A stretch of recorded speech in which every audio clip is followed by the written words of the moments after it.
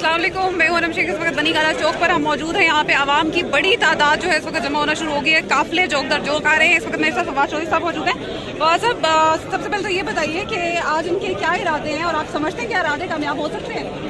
अरे बात ये है कि लोग आप देख रही हो, ये सिर्फ एक जब इनको पता चला है कि इमरान खान को, ये सिर्फ अभी मुकामी लोग हैं जो यहाँ पे जमा हुए हैं। अब हज़ारों लोग जो है वो केपी से, पंजाब से रवाना हो चुके हैं।